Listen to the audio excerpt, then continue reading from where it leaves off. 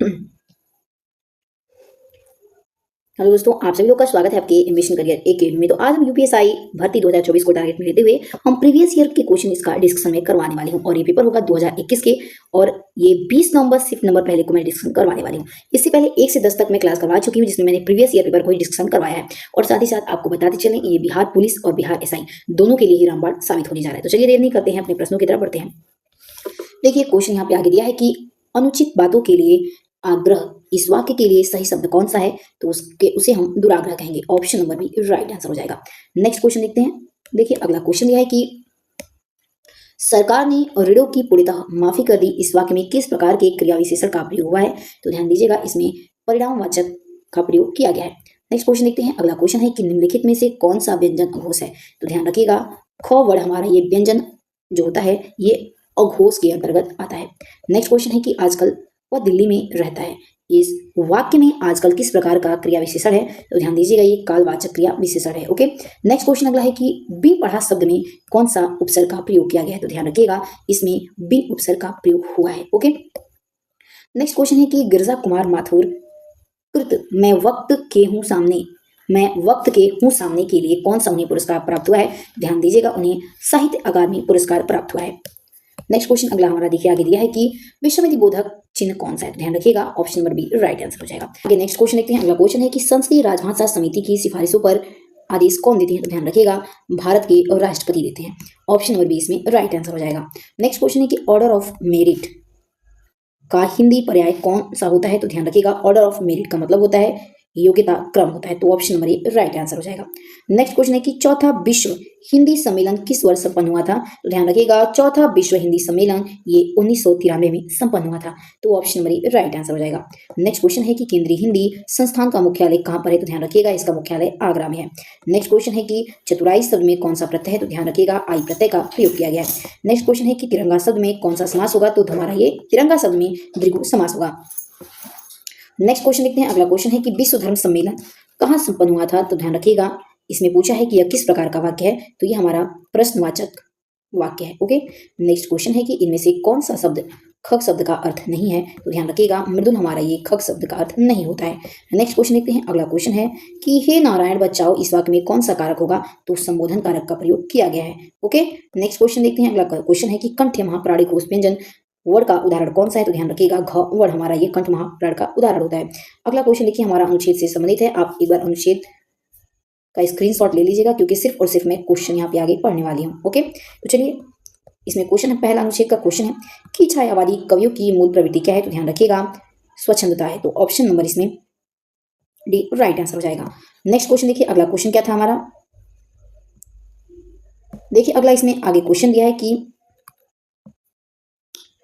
उक्त अनुच्छेद के अनुसार कौन सा कथन सही नहीं है? ध्यान दीजिएगा, सही नहीं पूछा है, तो डी हमारा इसमें सही नहीं है। यानी कि अंग्रेजी या किसी पाश्चात्य साहित्य अथवा बंग साहित्य के वर्तमान स्थिति में कुछ भी जानकारी रखने वाले तो सुनते ही समझ जाएंगे कि वह शब्द मिस्ट्रिसिज्म के लिए नहीं आया है।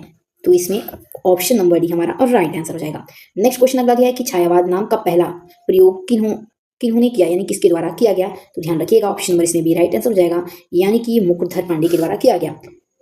नेक्स्ट क्वेश्चन है कि सही वर्तनी वाला शब्द कौन सा है? तो लखपति हमारा ये सही वर्तनी वाला शब्द यहाँ पे लिखा हुआ है। ओके, नेक्स्ट क्वेश्चन है कि पांडुलिपि अध्याय इकाई पुस्तक इन चारों में से कितने स्त्रीलिंग शब्द हैं? तो ध्यान रखिएगा, ये 3 इसमें स्त्रीलिंग शब्द हैं। ओके, नेक्स्ट क्वेश्चन देखते हैं। अगला क्वेश्चन है कि इनमें से किस शब्द में अ उपसर्ग नहीं लगता है, पूछा है। तो ध्यान दीजिएगा, ऑप्शन बड़ी राइट आंसर हो जाएगा, यानी कि अक्लमंदी में अ उपसर्ग का प्रयोग नहीं किया गया है। ओके, नेक्स्ट क्वेश्चन है कि आलंब तथा उद्दीपन के द्वारा आश्रय के हृदय में अस्थायी भाव जागृत या उद्दीपन होने पर आश्रय में जो चेष्टा होती है उन्हें क्या संज्ञा दी जाती है? तो उन्हें अनुभाव की संज्ञा दी जाती है। तो ऑप्शन नंबर राइट आंसर हो जाएगा।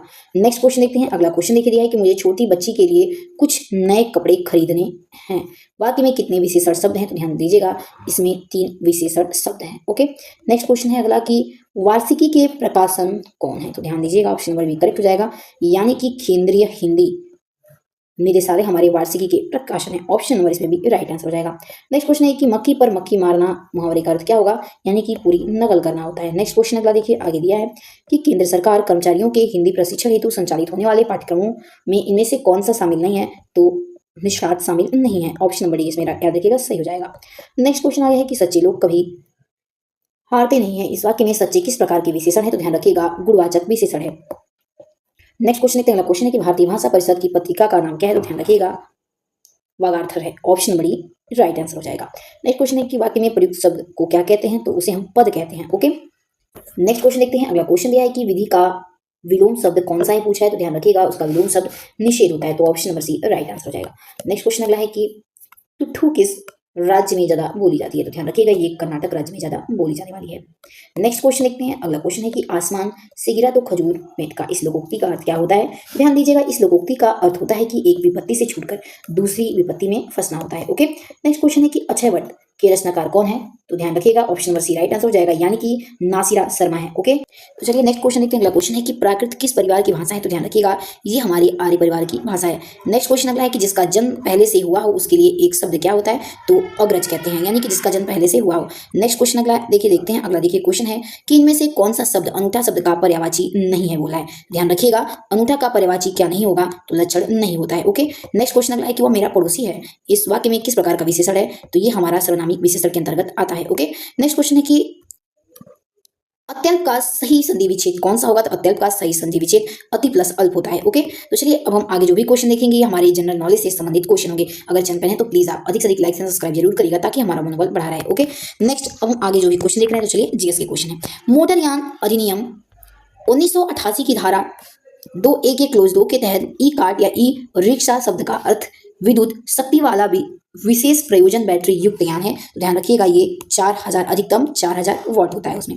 Option number B right answer हो जाएगा। ओके, नेक्स्ट क्वेश्चन की तरफ बढ़ते हैं। अगला क्वेश्चन है कि राष्ट्रीय पिछड़ा वर्ग आयोग की स्थापना कब हुई थी? तो ध्यान रखिएगा 1993 में हुई थी। ओके, नेक्स्ट क्वेश्चन अगला दिया है कि उत्तर प्रदेश से कितने सदस्यों को राज्यसभा के लिए चुना जाता है? तो ध्यान रखिएगा उत्तर प्रदेश से 31 सदस्यों को राज्यसभा के लिए चुना जाता है। ओके, नेक्स्ट क्वेश्चन देखते हैं। अगला क्वेश्चन है कि संथाल विद्रोह 1855 से 56 के नेता कौन थे?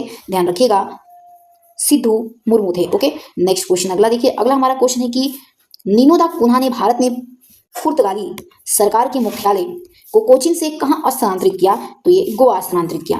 नेक्स्ट क्वेश्चन अगला दिया है कि 2011 की जनगणना के अनुसार भारत के किस केंद्र शासित प्रदेश में लिंगानुपात सबसे अधिक है? तो ध्यान रखिएगा पुदुचेरी का। नेक्स्ट क्वेश्चन अगला दिया है कि निम्नलिखित में से कौन सी एक विशेषता जो राज्य के नीति निर्देशक तत्व और मौलिक दोनों में समान है? तो याद रखिएगा दोनों ही गैर न्याय संगत है। ओके, नेक्स्ट क्वेश्चन है कि किसके मामले में परिवार न्यायालय में दंड प्रक्रिया संहिता धारा 125A के तहत मुस्लिम पत्नी के तलाक के बाद भरण पोषण हेतु आवेदन के बरकरार रखा गया था? तो ध्यान रखिएगा शमीका फारूक की बनाम शाहिद खान के। तो option number B right answer हो जाएगा। नेक्स्ट क्वेश्चन है कि निम्नलिखित में से कौन सी एक प्रभावी जन्म नियंत्रक विधि है? तो ध्यान रखिएगा नसबंदी है। ओके, नेक्स्ट क्वेश्चन देखते हैं। अगला क्वेश्चन है कि विदेशी मुद्रा प्रबंधन अधिनियम कब लागू हुआ था? तो ध्यान रखिएगा ये जून 2000 में लागू इसे किया गया था। अगला प्रश्न है कि जब राष्ट्रीय सुरक्षा अधिनियम के तहत गठित सलाहकार बोर्ड के सदस्यों के बीच मतभेद हो जाता है तो किसकी राय को बोर्ड की राय माना जाएगा? तो ध्यान रखिएगा ऐसे सदस्यों के बहुमत को। ओके, देखिए अगला प्रश्न क्या है। अगला प्रश्न है हमारा किसको कोशिका की प्रोटीन की फैक्ट्री के रूप में जाना जाता है? तो ध्यान रखिएगा राइबोसोम को हम कोशिका की प्रोटीन के फैक्ट्री के रूप में जानते हैं। ओके, अगला प्रश्न है कि निम्नलिखित में से किसे सरकार के संसदीय स्वरूप के रूप में जाना जाता है? तो ध्यान रखिएगा उत्तरदायी शासन को। तो चलिए नेक्स्ट क्वेश्चन अगला हमारा है कि राज्य प्रदूषण नियंत्रक बोर्ड को जल अधिनियम 1974 की किसके तहत अपने कार्यों को करने हेतु सूचना प्राप्त करने की शक्ति है? तो धारा 20 के तहत। ऑप्शन नंबर राइट आंसर हो जाएगा। ओके, नेक्स्ट क्वेश्चन देखते हैं। अगला क्वेश्चन है कि हैबियस कॉर्पस याचिका का शाब्दिक अर्थ क्या है? ध्यान रखिएगा किसी को सशरीर पेश करना। Option number C right answer हो जाएगा। नेक्स्ट क्वेश्चन है कि राष्ट्रीय बाल अधिकार संरक्षण आयोग किस वर्ष स्थापित किया गया था? तो ध्यान रखिएगा ये वर्ष 2007 में इसकी स्थापना की गई थी।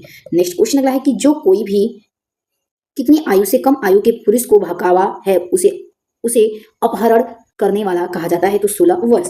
तो ऑप्शन नंबर राइट आंसर हो जाएगा। ओके, नेक्स्ट क्वेश्चन देखते हैं। अगला क्वेश्चन है कि कर संग्रहण के उद्देश्य से आय को कितने वर्गों में वर्गीकृत किया जाता है? तो ध्यान रखिएगा 5 वर्गों में, यानी कि 5 हिट्स में। ओके, नेक्स्ट क्वेश्चन अगला देखिए। आगे हमारा दिया है कि राज्य प्रशासनिक न्यायाधिकरण के अध्यक्ष और सदस्यों को किसके साथ परामर्श के बाद राष्ट्रपति द्वारा नियुक्त किया जाता है? तो ध्यान रखिएगा संबंधित राज्य का राज्यपाल। ओके, नेक्स्ट अगला हमारा क्वेश्चन है कि केंद्र शासित प्रदेश दिल्ली को राष्ट्रीय राजधानी क्षेत्र दिल्ली के रूप में नया रूप देने वाला 69वां संविधान संशोधन अधिनियम किस वर्ष लागू हुआ था? ध्यान दीजिएगा ये 1952 में लागू हुआ था। ओके, नेक्स्ट क्वेश्चन है कि भारत में लोकसभा और राज्यसभा विधानसभा चुनाव में मतदान करने के लिए न्यूनतम आयु कितनी होनी चाहिए? ध्यान रखिएगा 18 होनी चाहिए। ओके, नेक्स्ट क्वेश्चन अगला है कि किसके तहत सूचना का अधिकार अधिनियम यह प्रावधान है कि कोई भी जानकारी की जांच या प्रक्रिया या अपराधियों के खिलाफ मुकदमा चलाने में बाधा डालती है, तो ये धारा 8 के पहले क्लोज एच में। ओके, नेक्स्ट क्वेश्चन है कि वह प्रक्रिया जिसके द्वारा वायु में जल वाष्प जल की बूंदों में परिवर्तित होता है वो क्या कहलाती है? यानी कि वाष्प से जल बूंद बनता है तो उस प्रक्रिया को हम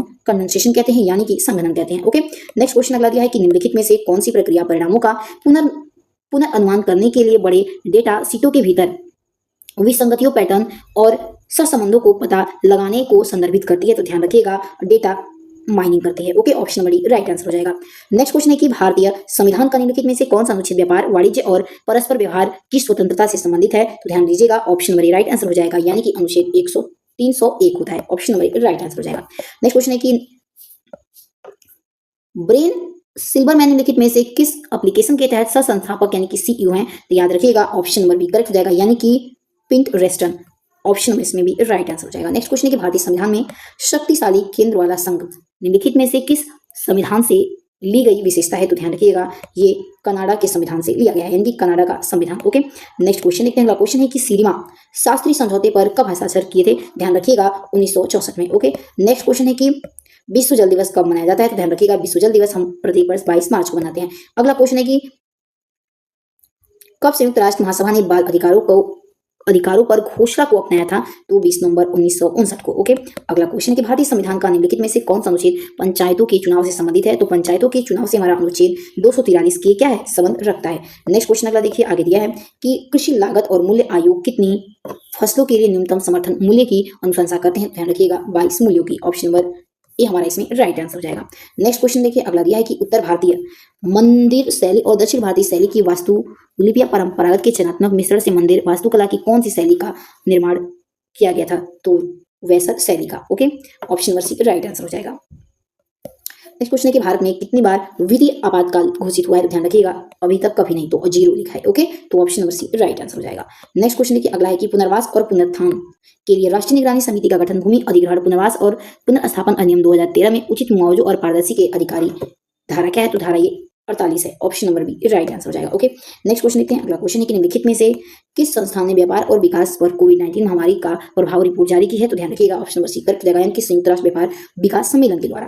नेक्स्ट क्वेश्चन देखते हैं। अगला क्वेश्चन है कि सूचना प्रौद्योगिकी अधिनियम 2000 की कौन सी धारा प्रमाणन प्राधिकरणों के नियंत्रण की नियुक्ति से संबंधित है? तो धारा हमारा 17 से संबंधित है।